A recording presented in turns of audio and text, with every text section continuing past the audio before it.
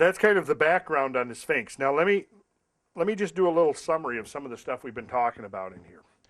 We have learned that at this point, hopefully, you've got the understanding that the science behind catastrophism is very real, it's very sound, and it's almost irrefutable at this point.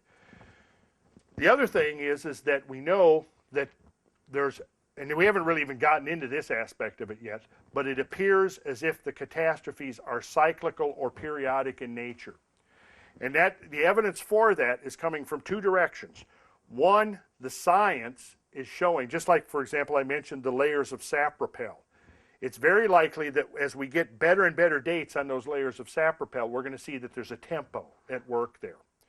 But from many different fronts, the scientific front is suggesting a periodicity.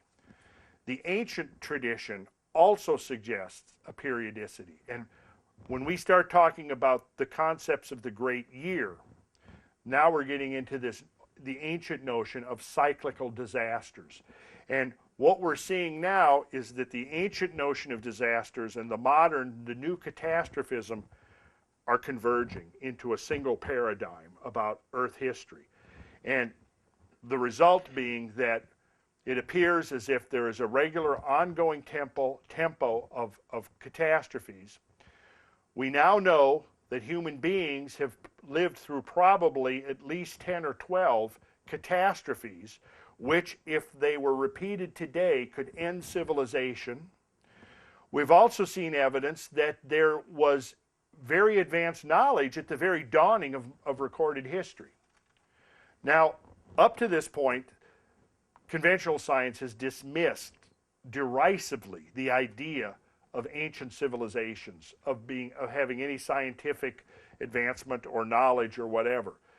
And they'll usually then demand that you present hard evidence that such a civilization would have existed in the form of some kind of remnant infrastructure. Well, what we now know about the durability of the artifacts of our own modern civilization is that 10,000 years from now, none of it would exist except for what? The two things listed on that recent documentary was Mount Rushmore and the Great Pyramids.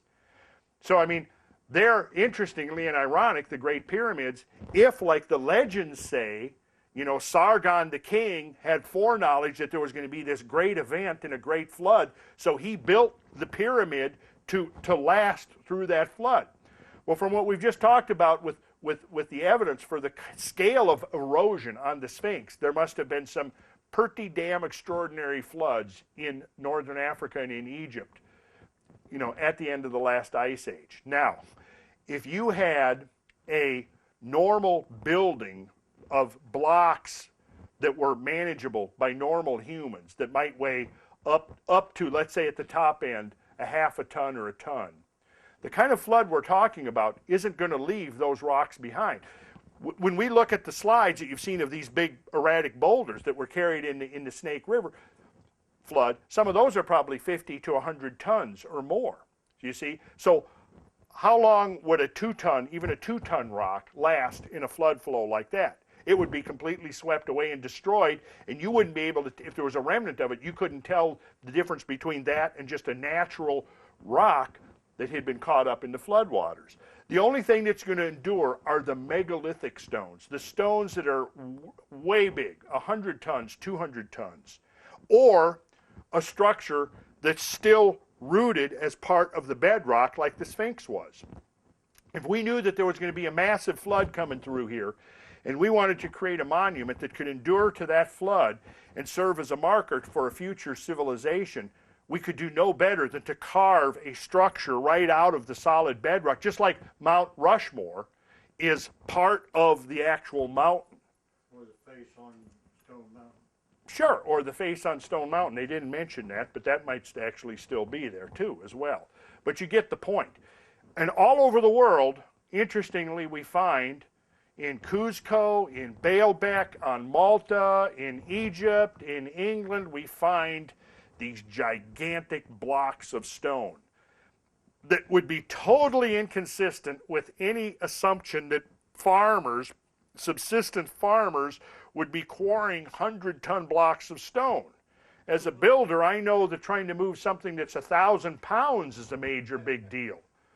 A half a ton. Why would I, if I was a farmer, why in the hell would I want to quarry a stone 50 or 100 tons and move it miles?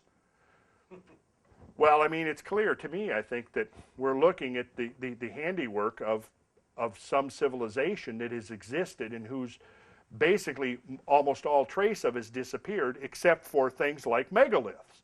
And that's all that we would expect to find. Except that the other way that that civilization still exists and endures is through the legends and the epic tales and through the customs that have been handed down, the mythology and so forth. And really, that tells a whole story. And here's the story it tells people. It tells that we human beings have somehow managed to survive these events that whole other species such of the capabilities of a mastodon or a woolly mammoth were not able to survive. Somebody raised a question at one of the recent talks, maybe it was here, as to, well, isn't the question really how did people survive some of these events? The Pleistocene-Holocene boundary saw the extermination of perhaps as many as 20 million woolly mammoths worldwide. And of course, now here this has always been attributed to the Clovis hunters. Can you imagine? What, I mean, think about this. What were these like? Think about the appetites of these people. 10,000 of them come across the Bering Land Bridge, and in 1,000 years, they've eaten 12 million mammoths. And that's what the paleontologists would want us to believe, because they're scared shitless of the idea of facing the reality that there was a catastrophe. So here we've got, I've tried to show you that there's evidence that the catastrophes have taken the forms of great floods, that the catastrophes have taken the form of great fires, and that logically what we have to attribute these catastrophes to, if we want to come up with, to me, plausible explanations, is we have to look outside. We have to look exogenically outside to the cosmic domain. And this is now where I believe, here's what's converging. We have evidence that there has been a transmission of knowledge from the antediluvian times down to the present day.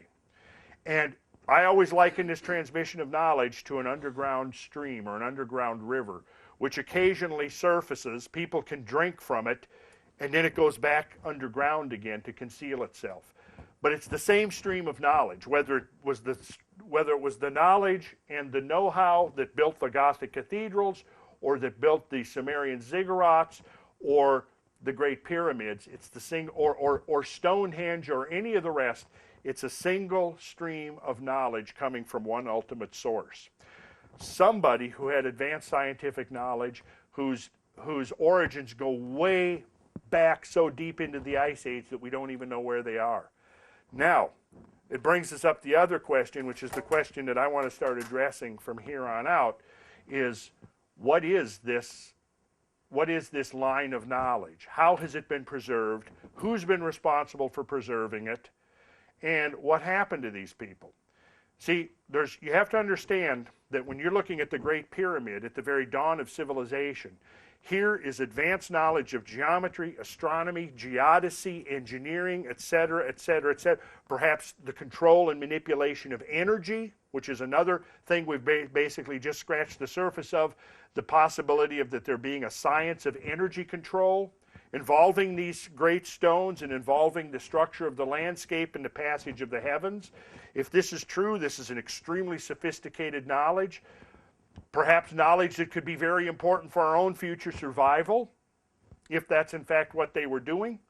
But what we have is that it would seem that somebody had command of this knowledge, and they were able to preserve this knowledge, while everyone else, they not only preserved this knowledge, but they were able to do so when virtually everybody else perished in these catastrophes. And so I think that when we look at these catastrophes and we look at the evolution of modern societies around the world, what we're seeing is a pattern that's consistent with this. There were two types of survivors. The survivors who survived through luck because they were in the right place at the right time, and these people, because they were essentially unprepared, had to deal with the environmental and ecological disruptions associated with these catastrophes, and therefore were wholly preoccupied with the problem of survival. On the other hand, you had somebody with the capability of preserving advanced scientific knowledge and then organizing people and building a 480-foot tall pyramid, for example. These were the people who survived by intention. They survived because it was their intention and their plan to do so. And it says these people, whoever they were, that spawned the whole occult tradition of, this transmission of hidden knowledge down through the ages. Until such time as the next episode would be upon us and that knowledge would become essential to the human survival. And that, I think, is the time we're at right now. And from here on, we turn and we begin to look at that legacy, and we begin to see that it has very detailed blueprints for modern man. The Gothic cathedrals are detailed blueprints for what we do next. And here's the final thing I'm going to say. I want you to start thinking about the message of the Ande stone. The message of the Ande stone is that it is written that life takes refuge in a single space. We'll talk about that. We're going to go back, and I promise we're going to finish with the X factor, because here's where the X factor actually ties in. The X factor connects us with this stratum of knowledge. There's somebody who knows more than we do. Okay. Very good.